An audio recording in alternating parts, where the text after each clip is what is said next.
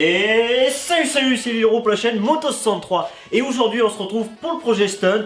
Et là, vous voyez la moto derrière? Vous vous dites, ça y est, il a pris une grosse moto, il va faire du stunt avec une 600. Non, pas du tout. J'ai suivi les conseils d'un certain Jorian Ponomarev qui a dit de débuter avec une petite cylindrée. Donc ce que j'ai fait, c'est que j'ai cherché une petite 125 CBR et je vais vous raconter son histoire. Allez, je vous l'amène. Attention la bête de course. Ouf. Ça a du frein. Ce qu'on va faire, c'est monter une moto de stunt pas à pas et de façon claire. Tout d'abord, je vais vous dire combien j'ai payé cette moto et peut-être combien il faut que vous la payez vous. En vous donnant le prix, c'est pas pour dire regardez les gars, j'ai fait une super affaire. Pas du tout. C'est plutôt dans l'esprit de dire bah regardez, elle a ce problème là, si vous elle a ce problème là aussi, et bah payez-la un petit peu près le même prix. Vous pouvez même lui faire voir la vidéo et comme ça au moins peut-être ça le convaincra à baisser le prix. Cette moto, c'est très simple.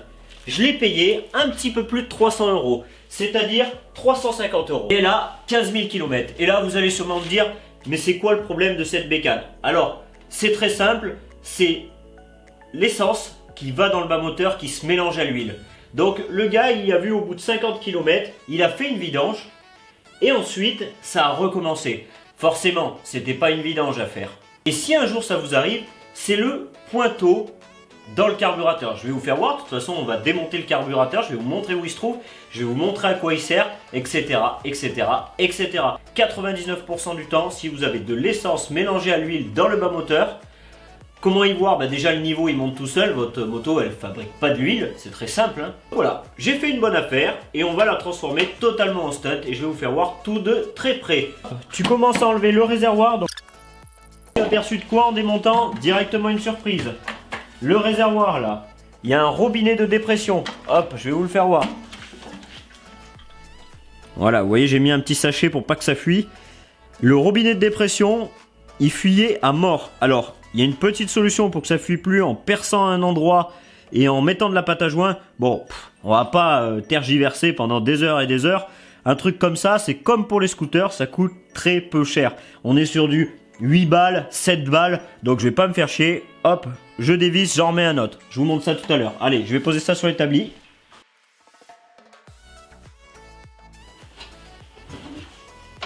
Alors pour l'instant, pas de grosse surprise. On démontera tout à l'heure la boîte à air pour voir bah, si effectivement il y a de l'essence au niveau du filtre à air. Vous savez, franchement je suppose.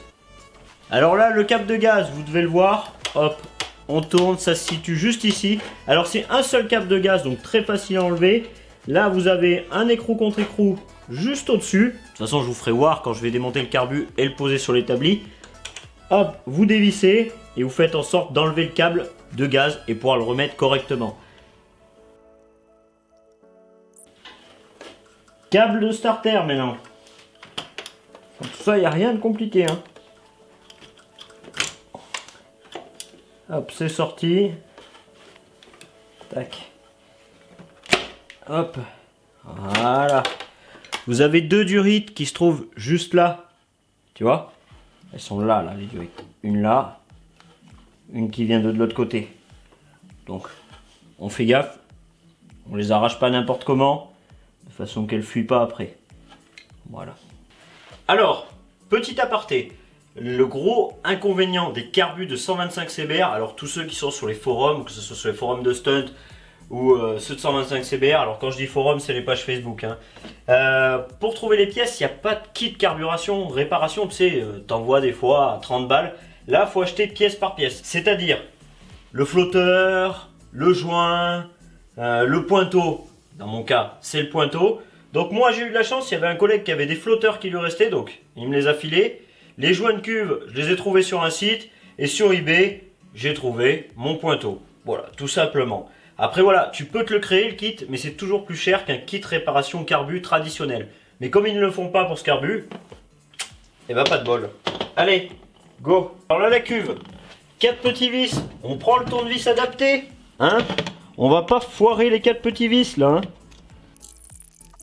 Hop, joint Honda, pointeau Honda. Et cuve.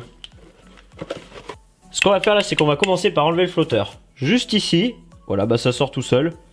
Vous avez, vous voyez, une petite tige. Si cette tige, elle ne sort pas toute seule, vous prenez, moi je prends souvent une petite clé BTR, très très fine là comme ça, hop, et je viens pousser tout simplement. Hop, tu l'enlèves, le pointeau, tu le sors. Là on va essayer d'enlever le gicleur principal et le gicleur secondaire. Donc, regarde la tête que ça a, tout bouffé. Donc quand vous démontez un carbu, voilà pourquoi je dis prenez le matériel adapté à ce que vous faites. Arrêtez de faire ça comme des charognards. On le met là, on va le souffler tout à l'heure. Surtout qu'il est bien crade. Hein. Ouais, bien. On voit même pas la lumière de l'autre côté. Non mais c'est... Allez, maintenant on part de l'autre côté. On va enlever le système quand même pour le vérifier. Au départ je voulais pas l'enlever, tu sais, c'est une membrane, tu vois, c'est un carbu à dépression, on appelle ça. C'est pas un boisseau, c'est une membrane. Bon, je vais pas vous expliquer vraiment comment ça fonctionne parce que moi sur mes vidéos, j'aime que ça soit simpliste et pas vous casser la tête. Hop. Ouais, ça a l'air en bon état quand même.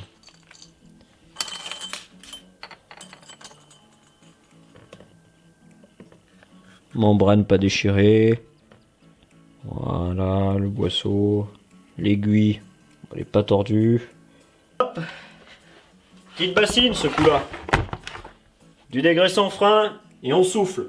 Alors là, rien de très compliqué. Quand je dis souffler, c'est vous prenez votre soufflette et vous venez souffler dans les trous, partout. Voilà. Faites le tour du carbu comme ça. Tu vois là, faut que tu vois à travers comme ça. Si tu vois pas à travers, c'est qu'il y a un problème. Tu vois, il est tout charronnier là. Les mecs, tu vois, ils prennent pas les bons tournevis. Ça, c'est chiant. Allez hop, on prend la cuve et on enlève le joint. Hop. Alors le pointeau, où est-ce qu'il se met? Là, ici, il se met là. Tu vois? Tu vas venir le mettre ici.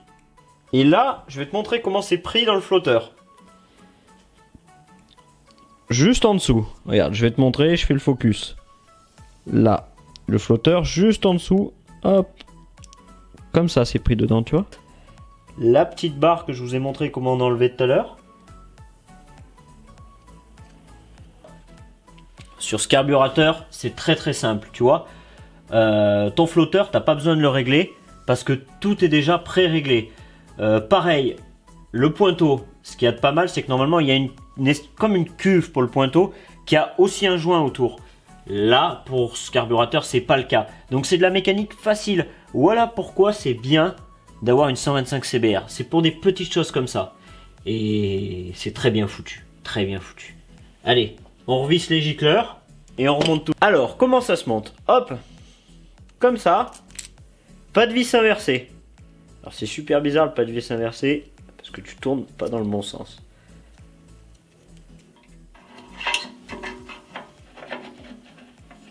En espérant qu'il soit pas trop long en longueur parce que je sais pas, il m'inspire pas confiance ce robinet.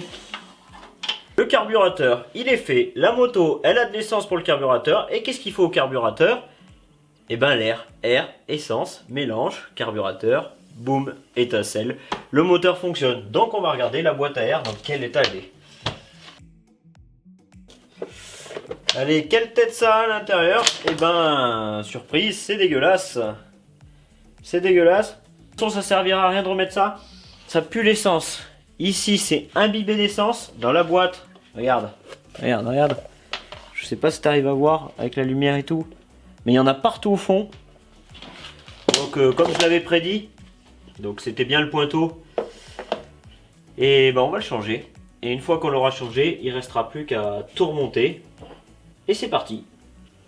Donc, tout à l'heure, je vous l'ai dit qu'il y avait de l'essence qui était partie donc dans le bas moteur avec l'huile.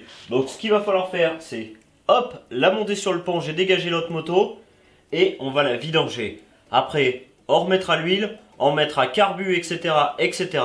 et on essaiera de voir démarrer, voir si tout tourne rond et comme il faut.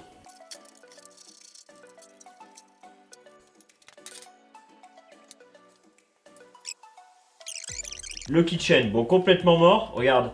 La couronne bougée, il y a les Dopplers derrière, ils sont complètement morts.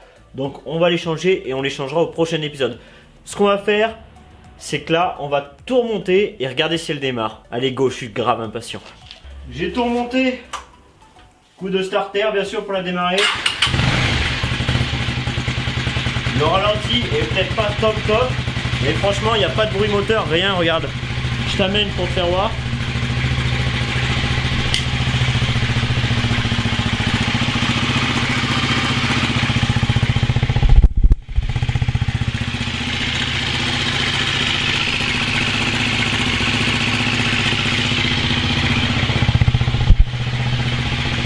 Hop. Bon, ça y est, elle est finie, elle démarre. Le prochain coup, on fait quoi?